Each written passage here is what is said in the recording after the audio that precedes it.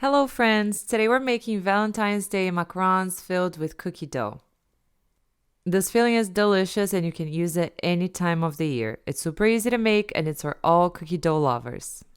And I'm also going to show you two different designs of Valentine's Day macarons for you to make this Valentine's Day. Let's start by making the macaron shells.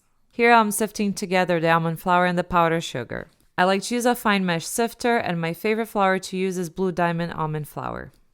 Now let's set this aside and let's make the meringue. To make the meringue, we're going to add granulated sugar and egg white powder to a bowl over a double boiler. Whisk it together, make sure it's well incorporated, and then add the egg whites.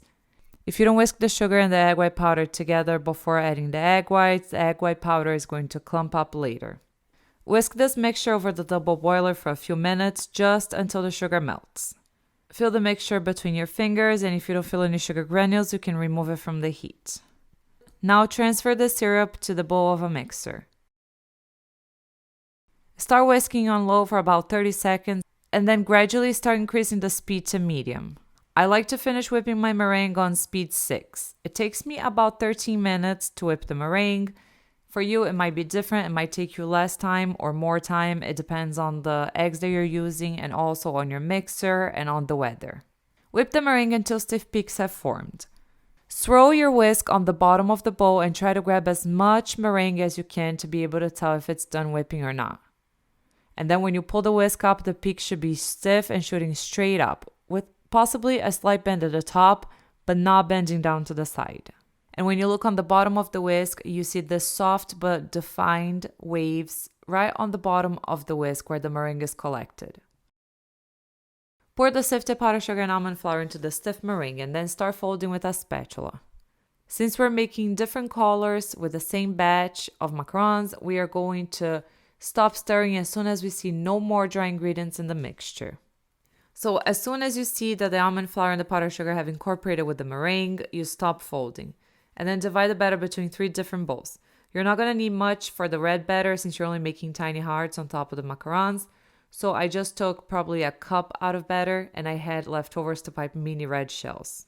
And then the other one's going to be pink and the other one's going to be white. Work with one bowl at a time, leaving the other ones covered meanwhile. To this batter, I added pink food coloring. I just added a dash of sugar rolls by the Sugar Art. And because the color wasn't strong enough, I just added a little bit of pink food coloring. I just used a toothpick so I wouldn't add too much. I just added just dashes of it. You should fold the batter until the perfect consistency is achieved. The batter should be flowing slowly and effortlessly off the spatula. You should be able to pick up some batter with the spatula and draw several figure eights with the batter that's flowing without having the batter break up. And even after the batter breaks up, it should still continue to flow off the spatula slowly. And the batter that falls back in the bowl should take about 20 seconds to incorporate back with the batter that's already in the bowl. Transfer the batter to the piping bag. I forgot to get footage of that moment, so you just know that you have to transfer the batter to the prepared piping bag right now.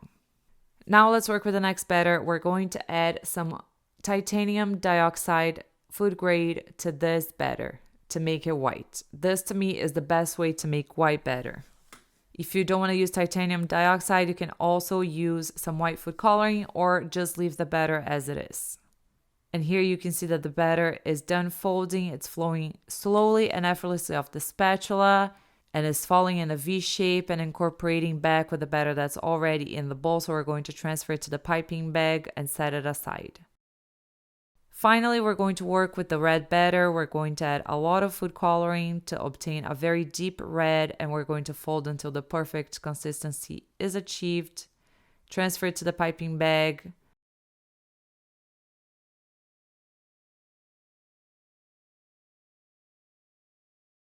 Now we're going to pipe the hearts. These hearts are about 2.5 inches. Place the piping bag at a 90-degree angle at the top left side of the heart template. Apply pressure as you slide the bag down to the center in a diagonal. Make sure to release less batter at the bottom than at the top because you need the batter at the bottom to be thinner in order to obtain a nice pointy tip.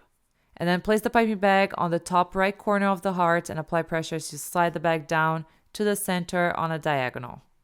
And then pipe a few hearts and then use a toothpick to help spread the batter to the edges of the heart template and also to make sure to form the point at the bottom because as they bake, the macarons are going to round up a little bit, and if you don't want your heart to be rounded at the bottom, you will use a toothpick to just make a very nice pointy defined shape. And then we're going to let the hearts dry until they're dry to the touch before baking. And to make the other design, we're just going to pipe regular round shells. Place the piping bag directly 90 degrees over the center of each macaron template. Apply gentle pressure to carefully pipe, and then quickly pull the bag up, slightly twisting at the top. Once you've piped the macarons, you're going to let it dry. And then when you feel like the batter is dry and you can touch the batter without sticking to your finger, that's when you can pipe the little heart on top. Use the red batter to pipe a tiny heart on the top corner of the shells. And then you can use a toothpick to help define the shape if it needs to. And let this dry completely again before you bake it.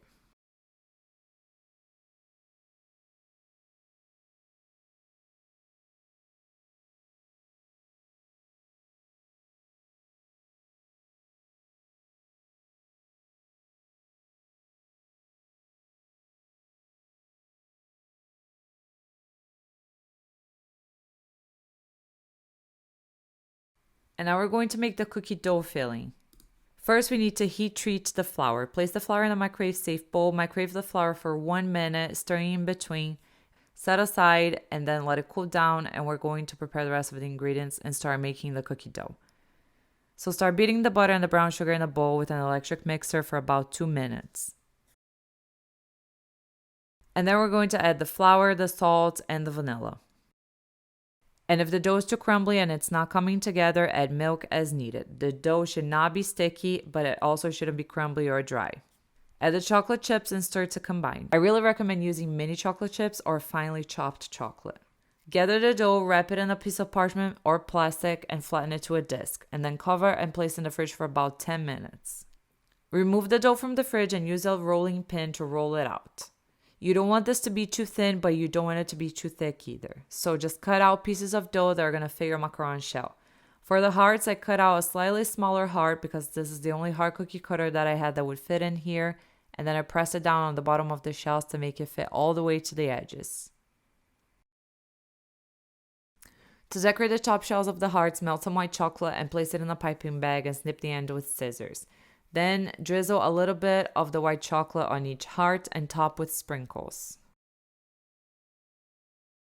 If you want to make sure that the top shell is sticking to the cookie dough, you can put a little bit of melted chocolate or buttercream or even Nutella between the cookie dough and the shell to make sure that it sticks. Because the dough is a little bit dry and you may have problems sticking it to the shell, especially if the dough has dried out from sitting out or if the dough is super cold. So this way it's just not going to stick to the shell. To fill the circles, I simply used a cookie cutter that was about the same size as the macaron shell. And then I used a little heart cutter to cut out the center of the cookie dough. And this way, I placed the cookie dough on the bottom of the macaron shell and filled the center with Nutella. It's much easier if you place the Nutella in a piping bag when you're doing this.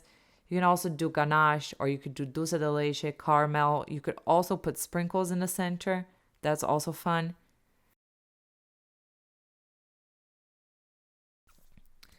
I hope you enjoyed today's video. I hope you like this feeling. I hope you try it. If you do, let me know down below in the comments or tag me on Instagram when you make your beautiful macarons, your beautiful creations. I love seeing them. Thank you so much for watching. Bye.